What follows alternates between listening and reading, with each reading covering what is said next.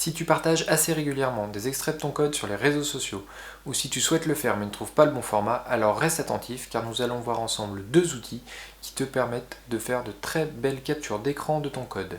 D'un côté Carbon et de l'autre Snapify.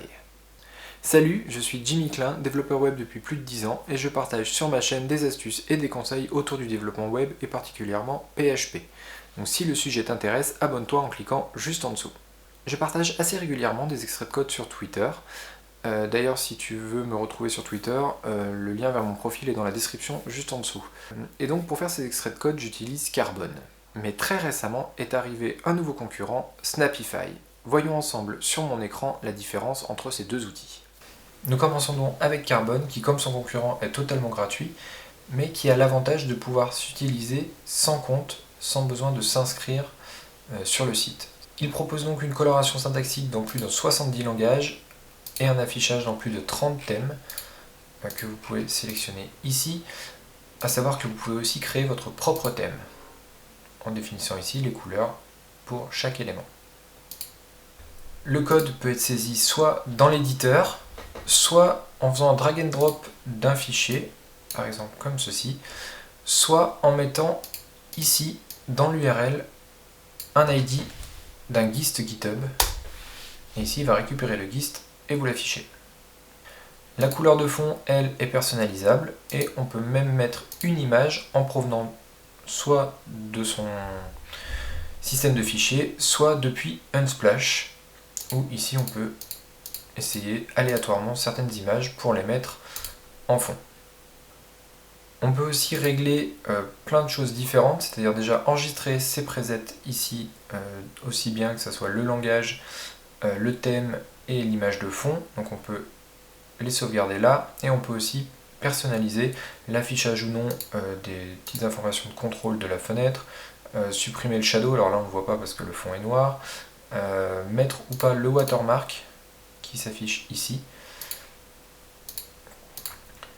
Voilà, on peut changer la fonte affichée si on a envie, et on peut aussi exporter toute cette configuration dans un fichier JSON, ce qui nous permettra de la réimporter plus tard si on change de navigateur par exemple.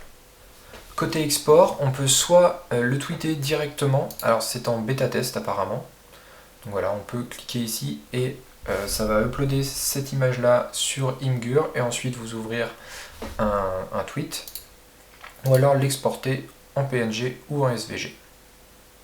Bien qu'on ne soit pas obligé de s'inscrire pour profiter de l'expérience Carbon, on peut quand même se connecter avec un compte GitHub. Voilà, je suis connecté, et le fait de se connecter avec le compte GitHub nous permet de sauvegarder nos snippets, et donc de pouvoir en sauvegarder jusqu'à 1000, donc en leur donnant un nom, par exemple.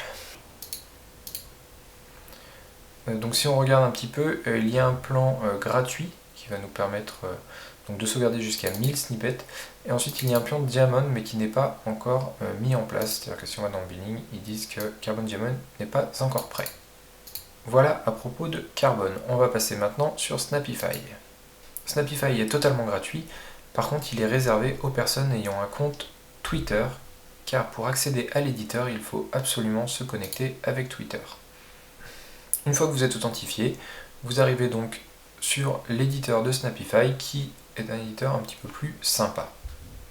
Son interface se veut plus simple que Carbon, il propose pratiquement une quarantaine de langages pour une soixantaine de thèmes. Donc à savoir que les thèmes ici sont séparés entre les thèmes dark et les thèmes light, ce qui est plutôt pas mal, comme ça nous permet d'avoir déjà un premier filtre.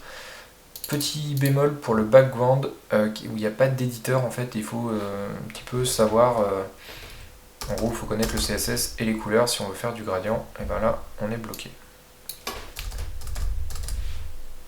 Petit plus, vous pouvez intégrer directement les informations de votre profil Twitter sur l'image, ou alors la cacher. C'est le petit plus du fait de se connecter avec son compte Twitter. Par contre, en ce qui concerne le watermark, on ne peut pas l'enlever, il reste obligatoire sur l'image exportée. Et par rapport à la coloration syntaxique, je trouve la coloration syntaxique un petit peu plus sympa sur Snapify que sur Carbon. Ouais, ici vous avez donc 6 thèmes prédéfinis que vous pouvez essayer. Au niveau des exports, l'export est aussi simplifié. Un bouton download pour télécharger directement l'image générée, et un bouton Copy to Clipboard qui va vous copier donc l'image dans votre presse-papier pour pouvoir la coller ailleurs. Pour conclure, Snapify est un nouvel arrivant qui met un petit peu de fraîcheur dans le domaine, mais qui reste en retrait niveau fonctionnalité par rapport à Carbon, lui plus ancien. Et à titre personnel, le fait de devoir absolument me connecter avec mon compte Twitter et de ne pas pouvoir enlever le watermark qui est sur toutes les photos me dérange et me font rester actuellement sur Carbon. Dis-moi dans les commentaires quel outil tu vas utiliser, ou lequel tu utilises déjà et pourquoi, et si tu as des questions, n'hésite pas à les poser, j'y répondrai avec plaisir. On se retrouve bientôt pour une nouvelle vidéo, et en attendant, prends bien soin de toi et de ton code.